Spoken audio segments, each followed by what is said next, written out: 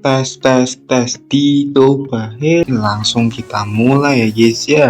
Spoilernya episode 135 season 5 PTTH. Let's go.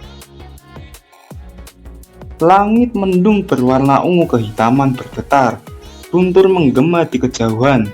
Angin bertiup kencang, membawa energi liar yang menekan seisi reruntuhan kuno. Di tengahnya, seorang pemuda berdiri antah berantah dengan tubuh yang gagah dan diselimuti api hitam yang berputar liar. Menari-nari di sekelilingnya seperti naga api yang siap melahap dunia. Siapa bukan kalau bukan Doyan. Membuka mata perlahan, tatapan tajamnya bersinar dengan keyakinan yang tak tergoyahkan. Ia telah berhasil menembus batas Dozun. Sekitar tempat itu, puluhan ahli dari berbagai faksi menatap dengan perasaan campur aduk antara kagum, iri, dan ketakutan dan dengki ya guys ya. Seorang tetua berjubah hijau dari faksi luar bergumam dengan suara gemetar. Ia benar-benar telah mencapai Dozun. Pemuda ini akan mengguncang seluruh benua. Apalagi kalau bukan Doyan guys. Namun ketegangan meningkat saat langkah kaki berat terdengar mendekat. Ayo siapa guys? Setelah beberapa saat, dari bayangan reruntuhan, puluhan sosok berjubah hitam muncul, membawa aura kegelapan yang menyeramkan. Di depan mereka berdiri Xie-san, seorang Dozun tingkat menengah dari Aula Jiwa. Wajahnya dipenuhi kesombongan dan kebencian. Ia pun berkata, "Doyan," suaranya bergetar dengan energi Douki. "Jangan berpikir bahwa hanya karena kau mencapai Dozun, kau bisa menghadapi Aula Jiwa. Serahkan api surgawimu dan peninggalan kuno itu, atau mati di tempat." Dia mengatakan dengan sangat angkuh dan sombong guys.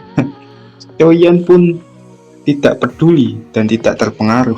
Dengan suara tenang, ia menjawab, "Aula Jiwa selalu seperti ini.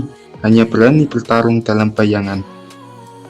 Mata Shishin menyipit, dia memarah dan tanpa aba-aba, ia menerjang ke depan dengan kecepatan luar biasa. Shing. Kemudian Xie-san menyerang Doyan dengan merapal teknik Dark Shadow Claw. Sebuah cakar hitam raksasa terbentuk, menciptakan pusaran energi gelap yang menyedot udara di sekitarnya. Namun, Doyan pun tidak gentar. Dengan cepat ia merapal teknik Flame Lotus, menciptakan bola api hitam berputar yang mengeluarkan kilatan petir di permukaannya. Boom! Benturan kedua kekuatan itu menciptakan ledakan luar biasa yang menghancurkan pilar batu kuno di sekitar mereka. Tetapi Xie-san tidak menyerah. Dengan teknik satu Phantom Clone yang kedua, ia menciptakan 3 bayangan dirinya yang masing-masing menyerang dari 3 arah berbeda. Namun, Doyan membaca gerakannya. Dengan satu langkah, ia mengaktifkan 3000 Lightning Illusion, bergerak secepat kilat dan muncul di belakang Xie-san yang asli. Xie-san pun kaget terbelalak. "Kau terlalu lambat." Bang! Satu pukulan yang diselimuti api surgawi menghantam punggung Xie-san dengan keras. Tubuhnya terhempas ke tanah, menciptakan kawah raksasa. Darah menetes dari sudut bibirnya. Xie-san pun kaget dengan berkata, "Tidak mungkin," gumamnya. Tubuhnya gemetar. Para ahli yang menyaksikan pertempuran itu menahan napas. Seorang Dozun tingkat menengah telah dikalahkan dalam waktu singkat. Namun, sebelum ada yang bisa bereaksi, energi gelap yang lebih besar tiba-tiba menyelimuti reruntuhan. Langit mendadak menjadi lebih gelap. Udara terasa begitu berat hingga banyak orang terpaksa berlutut karena tekanan yang luar biasa. Dari bayangan seorang pria tua berjubah merah darah muncul. Kedatangan Hun Mi-seng, ancaman dari Dozun tingkat tinggi untuk Doyan. Hun Mi-seng, seorang Dozun tingkat tinggi dari Aula Jiwa. Semua orang membeku dalam ketakutan. Seorang Dozun tingkat tinggi, bisik salah satu tetua sekte lain, wajahnya pucat. Hun Miseng menatap Xiaoyan dengan tatapan dingin dan meremehkan. Dan Hun Miseng berkata, "Anak muda, aku harus mengakui bahwa kemajuanmu luar biasa," katanya sambil melangkah maju. "Tapi kau terlalu naif jika berpikir bisa melawan aula jiwa sendirian."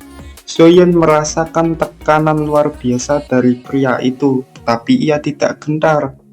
Api hitamnya berkobar lebih besar dan kilatan petir ungu mulai menyelimuti tubuhnya. "Jika kau ingin peninggalan kuno ini, kau harus melewati mayatku dulu," kata Xiaoyan. Hun Miseng menyeringai. Dia pun berkata, "Bagus, sudah lama aku tidak membunuh bocah berbakat sepertimu." Tanpa aba-aba, Hun Miseng menghilang dalam bayangan. Dalam sekejap ia sudah berada di depan Xiaoyan, dan pertempuran Xiaoyan vs Hun Miseng pun dimulai. Tanpa aba-aba, Hun Miseng menghilang dalam bayangan. Dalam sekejap, ia sudah berada di depan Xiaoyan. Hun Miseng kemudian merapal teknik Shadow Devouring Hand. Sebuah tangan hitam raksasa muncul, dipenuhi energi yang bisa menyerap kekuatan lawan. Namun, Xiaoyan bergerak cepat. Dengan teknik Flame Explosion Step, ia melompat ke udara dan menembakkan api surgawi dalam bentuk naga api hitam. Dengan teknik Heavenly Flame Dragon Strike, naga api hitam melesat ke arah Hun Miseng, membuka rahang lebar-lebar, dan boom, ledakan besar mengguncang seluruh reruntuhan. Debu dan asap menutupi medan perang. Namun, ketika asap mereda, Hun Miseng masih berdiri tanpa cedera. Dan Hun Miseng pun berkata, "Hei, api surgawimu memang kuat, tapi masih jauh dari cukup untuk melukaiku." Mata Xiaoyan pun menyipit. Ia tahu bahwa pertempuran ini tidak akan mudah. Lalu, Xiaoyan menggertakkan giginya. Xiaoyan pun berpikir dengan matang. Dia mengeluarkan teknik terakhirnya. "Jika satu Flame Lotus tidak cukup, bagaimana dengan 3?" kata Xiaoyan. Di tangannya, 3 bola api hitam mulai berputar dengan kecepatan luar biasa. Api itu semakin padat, menghasilkan tekanan mengerikan yang membuat udara di sekitarnya bergetar. Para penonton menatap dengan mata melebar. Teknik itu, jangan bilang dia akan menggunakan serangan terakhirnya. Bahkan Hun Miseng pun tampak sedikit terkejut dan panik. Namun, sebelum ia bisa bereaksi, Heavenly Flame Lotus Ultimate Form, boom! Ledakan besar menerangi langit, mengguncang seluruh area dengan kekuatan penghancur. Apakah Xiaoyan berhasil melukai Hun Miseng? Jawabannya kita lanjut episode berikutnya.